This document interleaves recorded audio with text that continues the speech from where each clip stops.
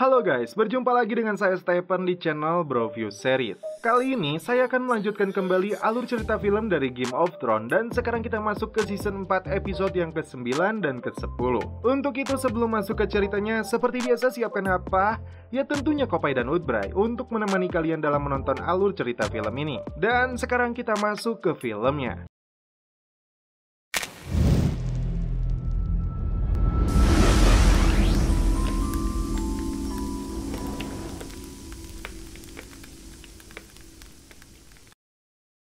Di awal film, Jon dan Sam berada di atas The Wall, menceritakan kekasih mereka masing-masing yang sama-sama berasal dari kaum Wildings. Ketika Jon sudah melanggar sumpahnya sebagai pasukan Night Watch yang dilarang menyentuh wanita, Sam masih bertahan dengan keperjakaannya. Dari arah selatan, tidak jauh dari Castle Black, kaum Wildings sedang mempersiapkan diri untuk melakukan penyerangan kepada pasukan Gagak. Ygritte sendiri begitu berambisi melesatkan anak panahnya ke jantung mereka, terutama kepada kekasihnya Jon Snow. Malam itu, Gilly dan bayinya berhasil sampai di Casterly Rock setelah lolos dari pembantaian yang dilakukan kaum Welding. Tak lama kemudian, alarm berbunyi. Tanda serangan ke The Wall akan segera terjadi. Pasukan Night Watch langsung mempersiapkan persenjataan untuk menghadang musuh.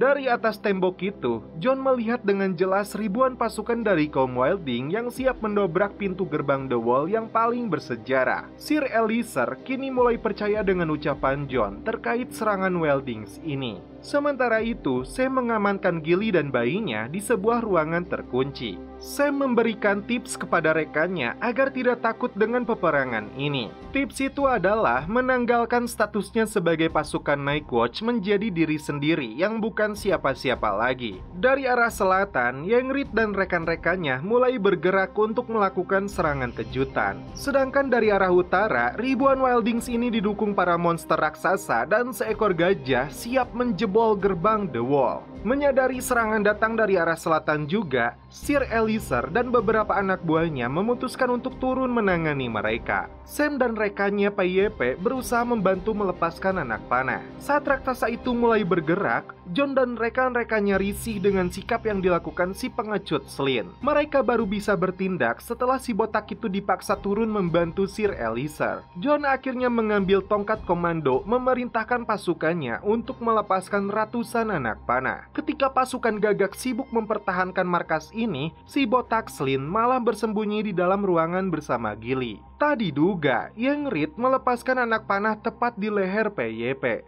Puluhan tong dijatuhkan dari atas tembok untuk menghentikan kaum Wildings mendekati gerbang. Giliran gajah dan para raksasa diterjunkan untuk menjebol gerbang. Menyadari gerbang luar akan segera hancur, Jon menugaskan Green dan 4 rekannya untuk menahan monster bernama Meg di gerbang kedua apapun caranya. Sementara itu, Elliser berhadapan langsung dengan Tormund.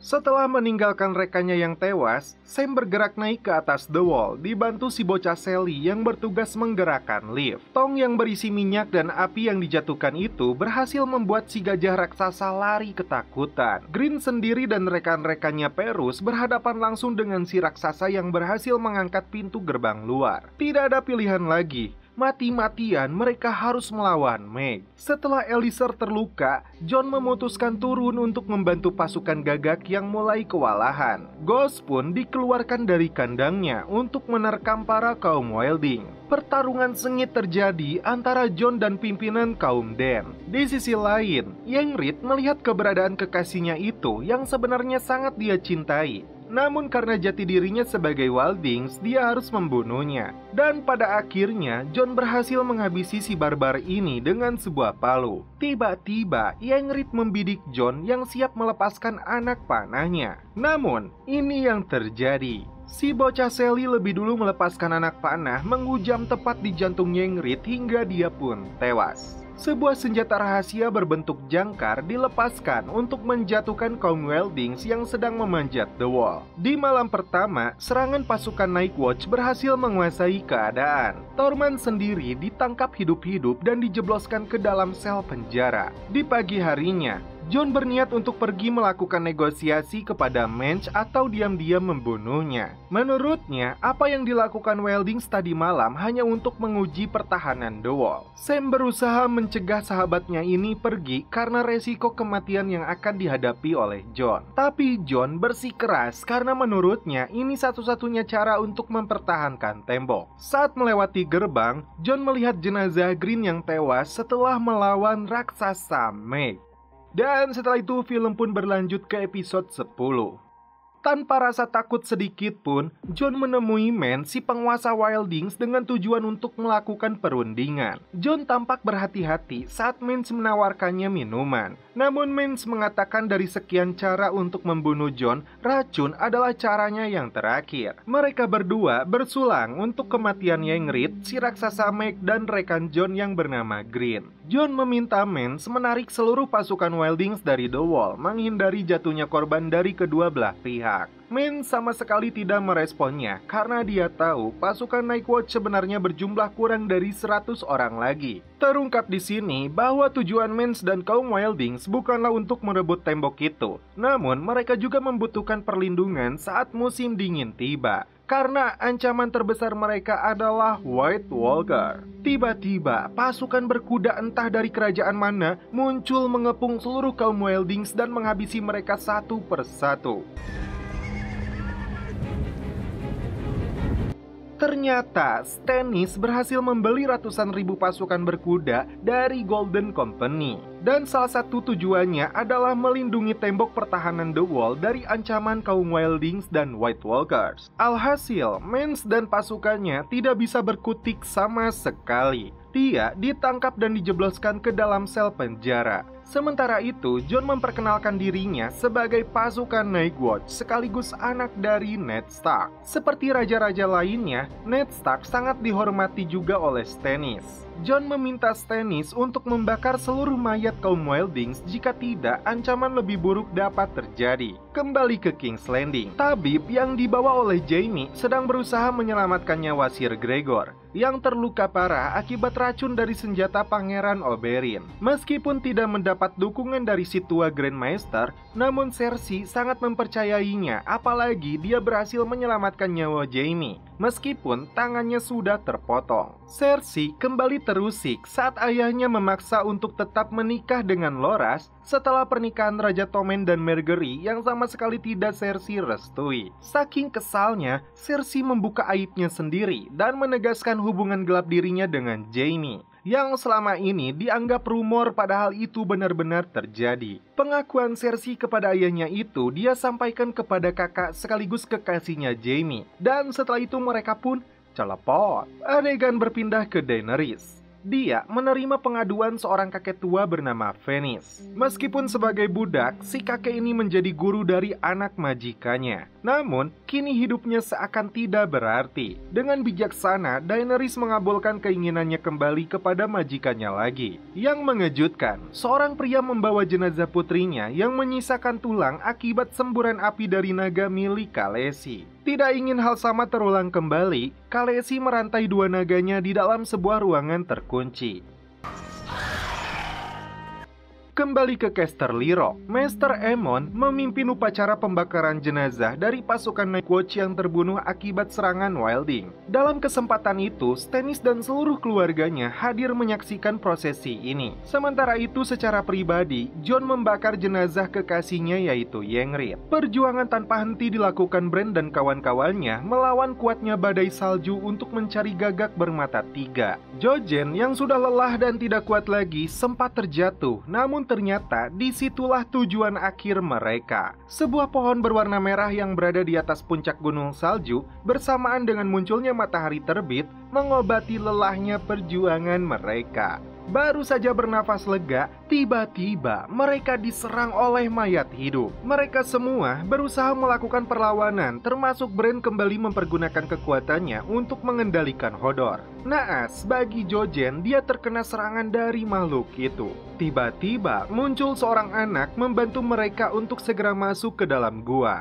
Luka parah yang diderita Jojen membuat Mira tidak bisa menyelamatkan nyawa kakaknya itu. Agar mayatnya tidak kembali hidup, anak itu membakarnya hingga menjadi debu. Bran, Hodor, dan Mira berhasil masuk ke dalam gua yang terlindungi dari ancaman mayat hidup itu. Di dalam gua itu, si anak memandu mereka menemui Gagak bermata 3, yang ternyata dia adalah seorang kakek tua yang dapat berubah menjadi wujud apapun yang dia inginkan. Dengan 1001 matanya, kakek tua ini mengawasi perjalanan mereka hingga akhirnya berhasil sampai untuk menemuinya. Bukan hanya untuk membantu Brandon bisa berjalan lagi, lebih dari itu si kakek akan membuatnya mampu terbang. Keren aja, madep lah. Bangun dari tidurnya, Brainy dan Podrick kehilangan kuda mereka. Tak jauh dari situ, Brainy menemukan Arya Stark dan Sandor the Hound. Brainy cukup terkejut menemukan orang yang dia cari. Dia meminta Arya untuk ikut bersamanya sesuai janjinya kepada Catelyn sebelum dia tewas terbunuh. Sandor rupanya tidak setuju dengan niat Brainy untuk melindungi Arya, dan pertarungan sengit pun akhirnya terjadi.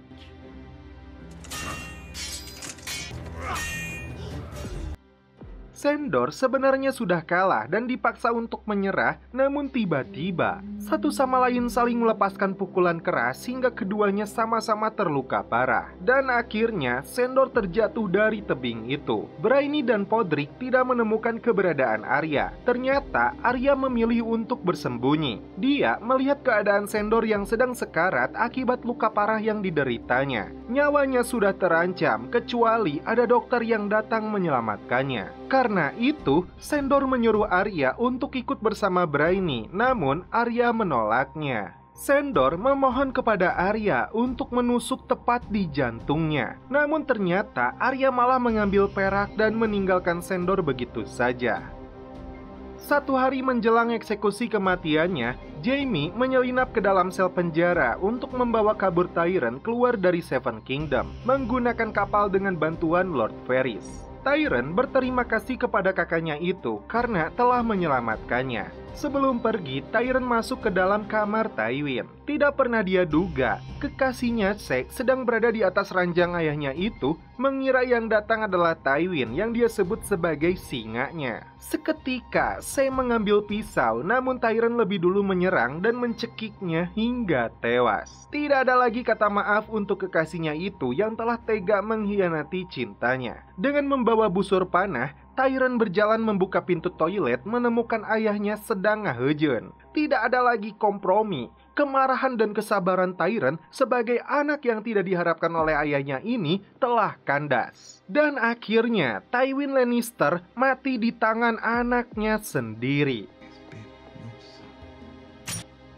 Dibantu Varys, si kerdil ini dimasukkan ke dalam kotak dan pergi meninggalkan King's Landing. Untuk pertama kalinya, Arya Stark berkelana seorang diri. Dia menemukan sebuah kapal pembawa garam yang hendak berlayar menuju Free City di Braavos. Kepada kaptennya, Arya memberikan koin perak kemudian menyebutkan Valar Morghulis. Kaptennya sungguh terkejut. Dan akhirnya Arya diizinkan untuk ikut berlayar. Dan setelah itu film pun berlanjut ke season selanjutnya.